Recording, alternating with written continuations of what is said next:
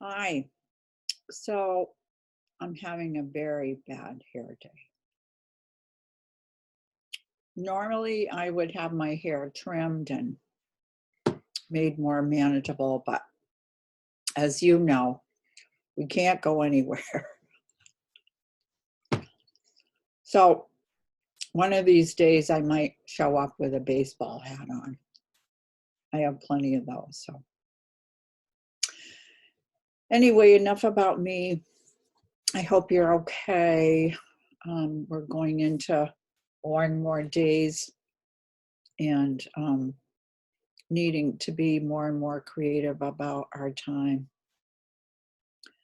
I'm also aware that some of you may be working in the health field right now, so please know that we hold you in our hearts, and please be careful and certainly appreciate you and what you're doing right now. So today I'm going to talk about substance abuse and addiction, substance use, abuse, and addiction. And I have a faculty meeting at noon, so if I pause this, it's probably for that reason. I need to be at the meeting, but then I'll come back and I'll continue with the lecture. So substance abuse and addiction, wow, this is a big, big topic, especially in these times of ours. More and more people are abusing opiates, unfortunately dying when they're laced with fentanyl or other substances. It's a really tough addiction to battle. And a lot of times we hear where people might have gotten clean and they go back and that initial dose for them is way too high and causes their death. So anyway, we're aware of that. And of course, abuse, addiction to alcohol has been with us for a long, long time. And I'm sure every one of us knows someone in our family or at least a friend who has a problem using alcohol, overusing it, whatever, and addiction to alcohol. So the big thing here is, and I always talk to students about this, is there is so much shame and guilt that a person holds when they are abusing a substance and or are addicted to a substance. If you've ever worked with someone or you know someone who has stopped, and we talk about recovery, you're never cured of having an addiction, never. So people would be in recovery, and the whole point of that is to not use whatever the substance is. And invariably, someone who is in recovery will reuse. It's not like, oh my God, they started using again. No, it is absolutely part of the disease and recovery that people will begin to use again. Sometimes, we hear this old thing, fall off the wagon, or reusing, or relapse is what we most often call it. And there is tremendous guilt and shame around this. We've known people that have been 20 years sober.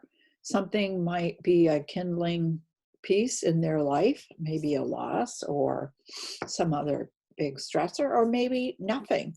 Maybe they just had a slip and they're in that vicious cycle again.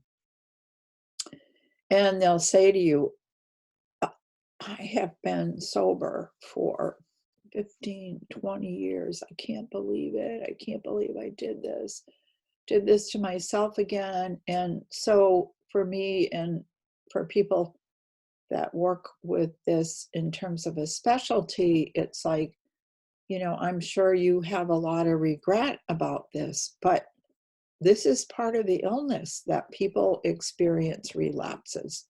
And the big thing is to get up and tomorrow, today, stop using again.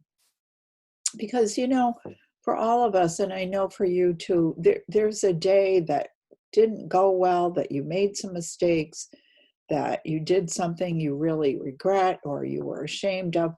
But the piece is that tomorrow is another day, a day that you can look forward to and decide, not going to drink again, not going to use again, not to be mean again, all the things that we do that we have a lot of shame about. So keep that in mind when you're working with someone who has a problem with abuse or an addiction to substance, or there's processes that we can become addicted to, and I'll talk a little bit about that as well. Gambling, sex, eating, it's a big piece, overeating. So again, people have a lot of shame and guilt, and you want to have empathy, and that means that you really need to look at this and also see it as an illness. It's a medical illness. And then, of course, just like all the other illnesses you and I have talked about, there's behaviors that go along with it. And those are the pieces that we become aware of, and that we need to help our clients with.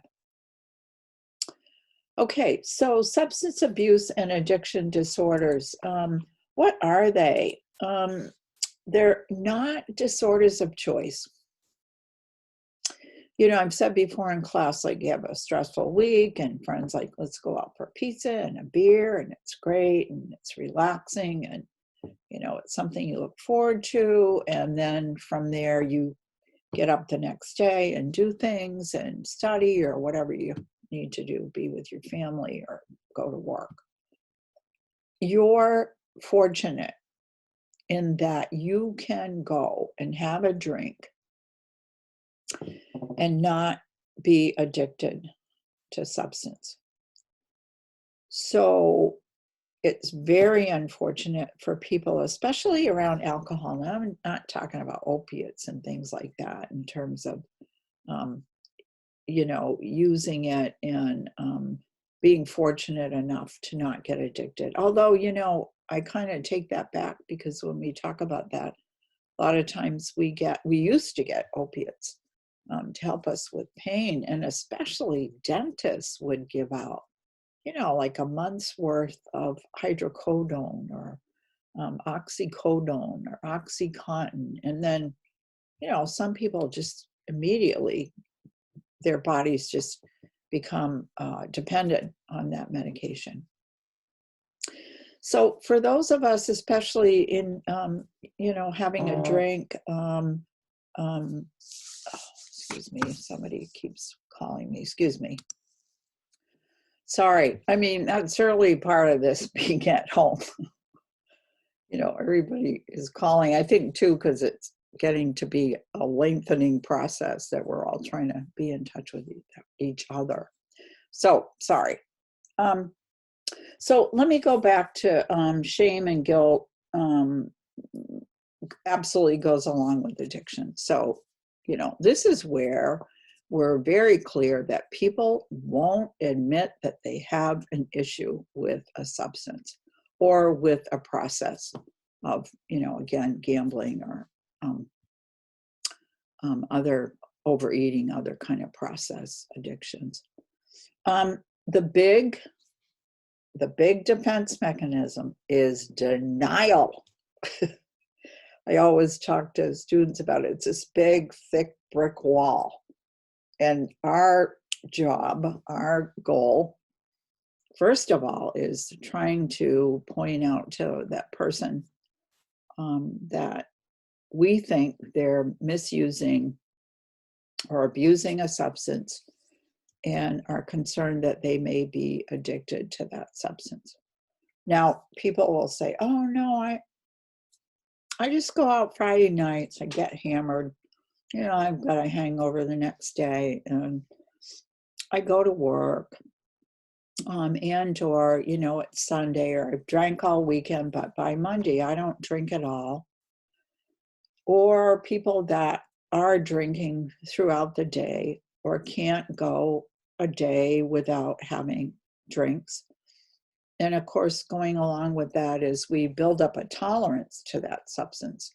So the buzz we get, we need to use more and more of that substance, which is tolerance to the specific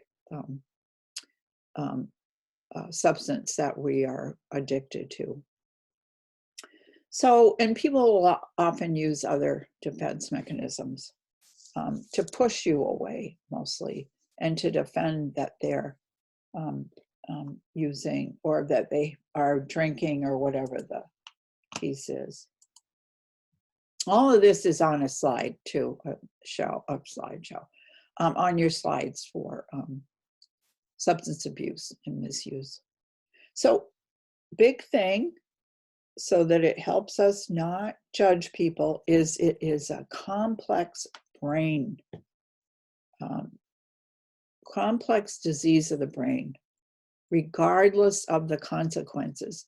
Now, I say that because say you overuse, overdrink, your partner, your family is getting really sick of this, and they're like, you can't do this anymore. I'm not going to live like this. And that person, me, for example, is like, oh, okay, but I keep using in spite of those consequences. So that's a good marker for someone who has an addiction, that, they know all these things that can happen. They've been told it. They've been warned by their family, friends. They might even have lost a job, or family or friends, or some other big piece in their life has changed. And in spite of that, they keep on using. So that's a good marker for someone who may have an addiction. Because you or I, like say we are over drinking during a period of our life, and our partner, our lover, our spouse says, you know what, I'm not doing this with you anymore. I'm sick of this and you better stop. Or, and it's like, oh, geez, wow, yeah, I need to do that. I might need some help with that, but I need to do that.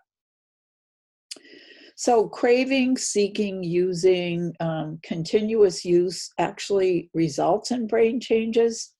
And because of that, we kind of are looking now, and there's some videos on this content page for you, that it absolutely involves the reward and pleasure system. So remember the limbic system, the amygdala, the limbic system, where all those feelings arise. So we think that alcohol absolutely becomes part of that limbic system. And it's also the limbic system being connected to the temporal lobe is, we think, the process of addiction and or using that involves that pleasure and reward center. More than 50% of people who have an addiction or a substance abuse problem have a co-occurring mental illness. So, and I think I talked about that with you when we talked about especially depression, bipolar disorders, schizophrenia.